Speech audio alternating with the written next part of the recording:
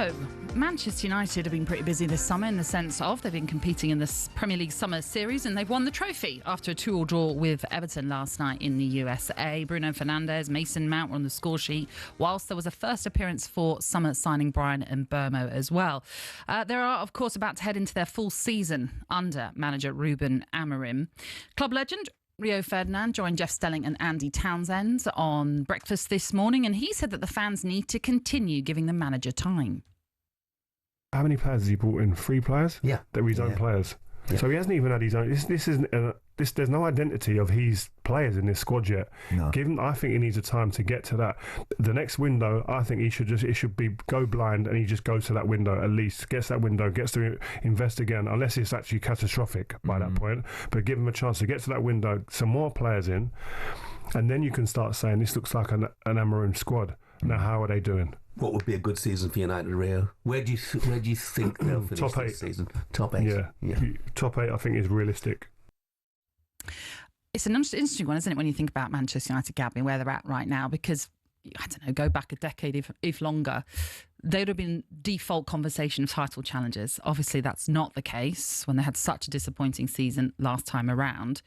So top 8, does that sound like quite a big leap from where they were last season, or is that realistic? I think top 8 at best. I think if they have a very, very good season and the new signings go and do what I expect them to do, Cunha and Mbeumo, very good players, I think it's realistic, but anything higher I don't think is possible unless they have a great 3.5 weeks of the window and bring in some better defenders, another centre midfielder and a goalkeeper. But looking at that squad of players, I watched the game last night against Everton. It was on Sky Sports. And I thought going forward, they looked a lot better in midfield as well, but defensively still not good enough for me. Okay, so work for them to do still, like you're suggesting there. But like I say, it wasn't really that long ago where they were so dominant in the league. And often, you've got to go back to when Sir Alex Ferguson for the last time that they won the Premier League. But some might say top 8 is not where Manchester United should be as a stature of a club. But equally, does that show how far they've fallen? I think it's how far they've fallen, and I think it's how tough the Premier League is now. You don't get the right just to say you're going to finish in the European places. There's so many clubs fighting it out now. Manchester United, when I played, wow, you'd never think they'd lose 2 or 3 games a season at Old Trafford. Now they're losing 9 away, 9 at home. It's no problem. It's normal to go to Old Trafford and get a result. I mean, teams are doing a double on Manchester United now. Teams that you would never expect to do that in your lifetime. So you don't get the right to just finish in European places. Manchester United have got a lot of work to do. And I think Manchester United fans, they're on board now of like where their club's at. They're not deluded and think that, we've got Cunha and Mbeumo, maybe a couple more, we'll be in the top 4 or the top 6. They won't be. The standard's that good in the Premier League. You got teams like Bournemouth, Brighton losing players, but they'll go again this season and they'll be fighting to get in the top 7 position. So for me, I think what Rio says is fair, it's right. And if they finished in 15th position last season, then top 8 is a fantastic season, isn't it? Well, that's what I mean. It does seem like a big leap. Yep. But if you look at what he did at Sporting Lisbon, it was a similar sort of thing in the sense of came midway through a season last time around with Sporting Lisbon, in his first, season that he took over, had a big overhaul in the summer, brought in loads of players, and then went on to win the league. Now, I'm not suggesting that it's going to happen with Manchester United, but it goes to show that he can have an immediate impact. But he just needs that summer, this summer. He needs this summer, and he's going to need more windows. I mean, he's got players that he needs to get rid of that he doesn't want. You know, Rashford's gone. You got Sancho, Anthony, and Garnacho. Especially Garnacho, that's the one you're looking at. They're bringing maybe 40, 50 million. But there's still a lot of work to be done. Onana doesn't seem like the right goalkeeper. I was watching Yoro again last night, and I'm like, I'm not sure. De Ligt, I'm definitely not sure. Luke Shaw's not the same player. Dallow's okay. Dorgu they brought in is okay. You look at that back line, you look at the back line of the teams that you'd expect to finish in the top 7. And you need to have a good goalkeeper, Natalie, you know better than anybody. Goalkeepers at Brentford, and the Brentford signing, Kelleher, outstanding keeper.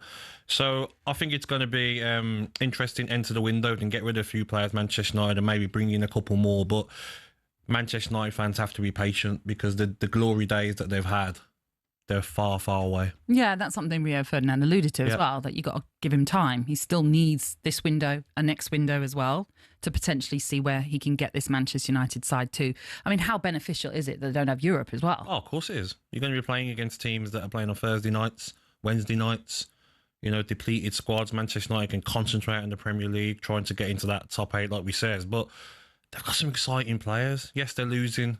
Garnacho, he will go. Rashford's gone. Anthony, Sancho. But even last night, Diallo is a player that I love. And I really hope that his game time isn't affected too much by Mbeumo signing, playing that similar right-hand side. But Diallo, Mbeumo, Konya, Fernandes, Mount to come on as well. They've got such exciting players. Mainu in midfield. Going forward and in centre midfield, they've got so many options that they will score goals, Manchester United. But I just think what's going to cost them getting into European places is that defence. It's nowhere near good enough.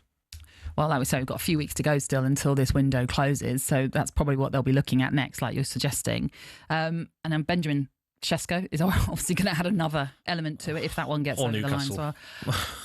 We'll come to Newcastle a little bit later on because of the whole Alexander Isak situation. But you're right, it's another potential player that Newcastle might miss out on. Yeah, and I think Sesko is not the finished article. He's not as finished as Gyökeres that Arsenal got. So he's going to need time himself in the Premier League. 22 years of age. Can he split the load with Højlund? Can they both learn off each other? Do you know what I mean? Does Højlund need to become a better player by not being first choice striker? So I think it'd be a great signing because there's not a lot of top number 9s out there. Osimhen, there's a reason why maybe he didn't join the Premier League. Maybe money, maybe wages, heart set on Galatasaray. But there's not a lot of options out there. I don't know. What's gone wrong with striking? I retired, didn't I? Natalie?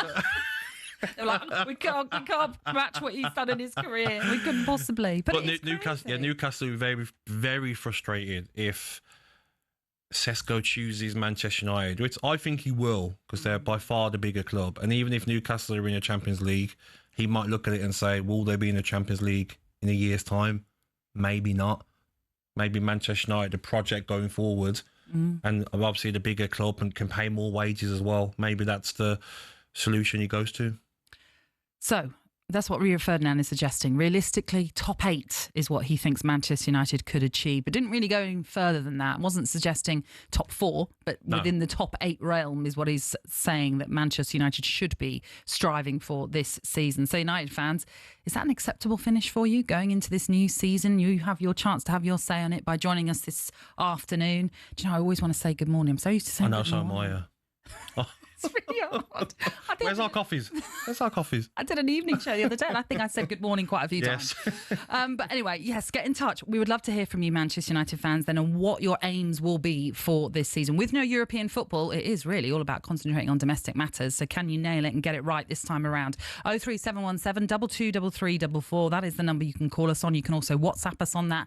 And you can text us to 81089 as well. Why not join the conversation right here on Drive? On AM, on DAB, via the talkSPORT app and on your smart speaker.